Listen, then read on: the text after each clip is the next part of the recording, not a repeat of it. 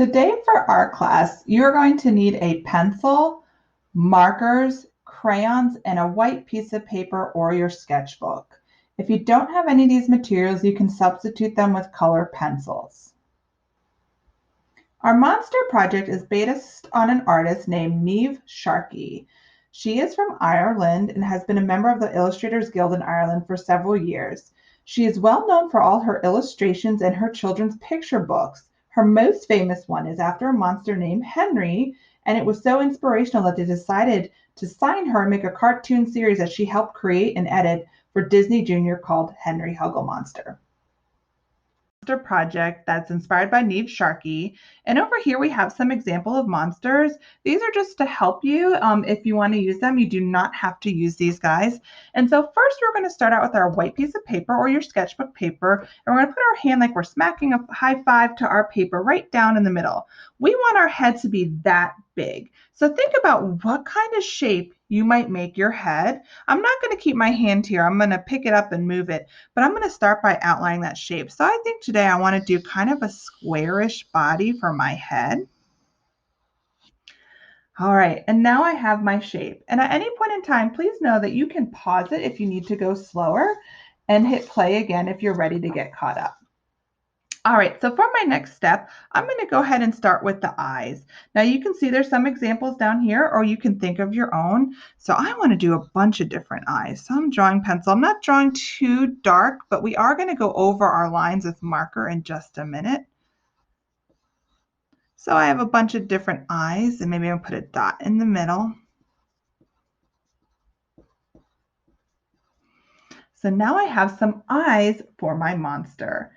After I do my eyes, the next step would be to go to the nose.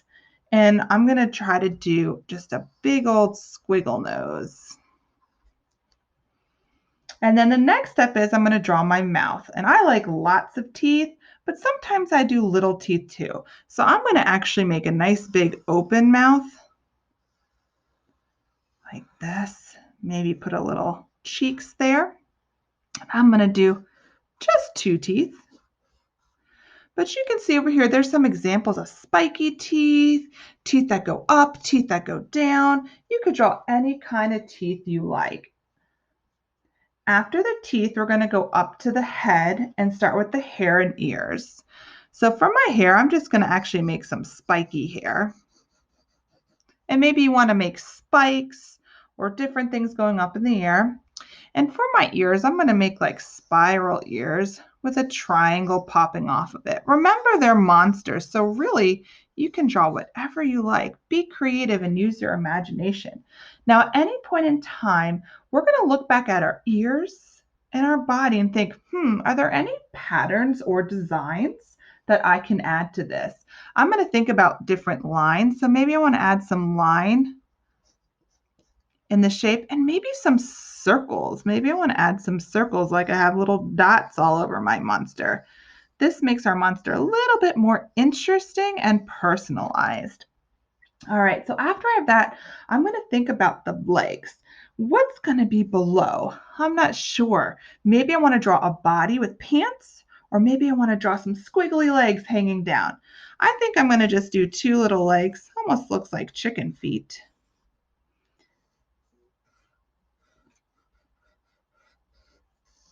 And then I might even draw a tail. Think about if yours is going to have a tail or any cool features or accessories. Accessories are like the fun extra things we're going to put on our monster. So if you want to add something, you're more than welcome to add little accessories or details or designs. I'm going to add some more designs to my tail. I'm going to make little stripes. And then I might put little dots on my leg to make it even more interesting. Now our last step after we have our tail and our feet is we need to do arms. And I'm just going to make little arms. I think I'm going to make 6 arms with fingers sticking out.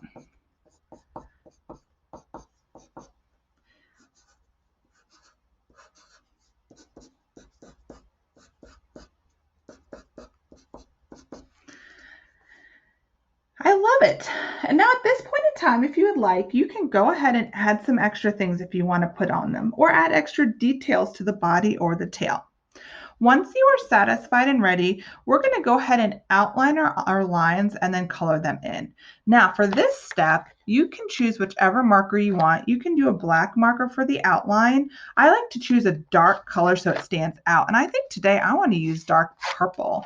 So I'm going to go over my lines with dark purple. Now you're the artist and you can decide. If you decide you want to do different colors to outline, that's fine. We are not going to be coloring in these with markers. We're going to use either color pencils or crayons. I like to use crayons because sometimes this gives this waxy kind of finish and makes it pop even more. So I think I'm going to use crayons for mine. And like I said, if you want to try different colors, maybe you want to outline the circles in a different color or the head in a different color. That's totally up to you. I think what I'm going to do is I'm going to outline all this stuff on the top in purple, and maybe I will do my legs in a different color. So go ahead and start outlining. This is going to take quite some time because we all work at different paces. And if you ever need to hit pause, you can hit pause if I'm going too quick. So I'm getting almost finished with my outlining. And remember, when we are done outlining, we also need to make sure we erase our pencil lines because we don't want to see them afterwards. We're going to actually leave the background white so our monster really pops out. So that's very important that we make sure we go back and erase all of our pencil lines. So as you can see, I am just about done. I just have to use my legs, and I think I mentioned that I'm going to do a different dark color with my legs. So I'm going to use this green color for my legs and my tail. And it's not super dark. It's kind of bright and pops. I'm going to do some of my dots with my green, and I'm going over the lines and my toes and my knees.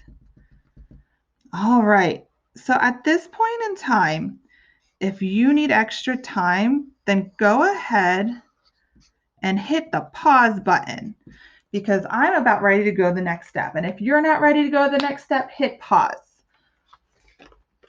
All right, so the next step is we're going to color this in. All right, so I'm going to actually use crayons today, but if you don't have crayons, like I said, you can use color pencils and push hard and go soft. But I like all the bright different designs that I'm going to use with crayons. So I'm going to start with the head. I'm going to start coloring it in. And when I color in, I don't go on the tip. I bend it sideways so I can use the side of my crayon. And this is a very light blue, and I like it. I think it's very neat, but I kind of wish it was a little darker. And you don't want to press so hard on your crayons that you snap them in half. So I'm not going to push too hard. What I'm going to do is I'm going to color this in with one color, and I'm going to go back in and add some other colors to make it darker. One thing you can do is you can change a color by adding a tint. You can add a dark black or a white to kind of change the color of how it looks. So I'm going in here and I'm coloring as best I can. And then watch this. So I'm actually going to use a darker blue. I'm going to find a dark blue in here. And I found one. And I think what I'm going to do is just kind of go around the outside and lightly shade another blue in around the outside. This gives a shadowing and a three-dimensional effect. See how I'm just going around the outside? It kind of helps pop up the body. It's giving it some good value. All right, so I think I'm just going to leave that. I might go in just a little bit more just so you can see it a little bit better. Push hard around the edges, lighter on the insides. So I like how he looks. Another thing you can do is if you get a lighter color like yellow, I can go in and go on top of the blue. And sometimes yellow and blue will make, what color do we get? Green. We learned that from our video and from being in class, right? So sometimes when we mix our primary colors, which are red, yellow, and blue, we get our secondary colors like green. So I like how that kind of brought up the color. So I like using two different colors because it kind of helps just to pop it a little bit more. All right, so at this point in time, I'm going to go in and just start coloring in my monster. I might think about color scheme, like maybe using some similar colors or like only doing the cool colors, which might be like blue, purple, and green. Or maybe I'm going to do some warm colors, warm tones, or maybe I'm just going to do the cool tones in the body and the warm tones on the legs. So think about what kind of color that you want to do to color it in to give it a different feel, okay? If you want your monster to look a certain way. All right, so at this point in time, I'm going to go ahead and hit pause, and I'm going to let you go ahead and color. I want you to try to do a 2-color blend, one color and adding some other color to it. I also want you to try this color here and do a darker version, like a light blue and a dark blue. Or if you have colored pencils, you can just push your pencil harder around the outside to give it a shadow. So it looks like it's 3-dimensional. So we do it light on the inside and a shadow here and then a different color up top. All right, and then go ahead and color all the different parts. So go ahead and hit pause now. And when I come back, I'm going to have my monster fully in. So hit pause and I'll see you in a few seconds. Now you can see I'm finished with my monster design project, and you can see that I used some light colors and dark colors. I tried to stick to these 3 colors, which are kind of my cool colors. I like the green, yellow, and blue. They're also next to each other on the color wheel, so they work really well with each other.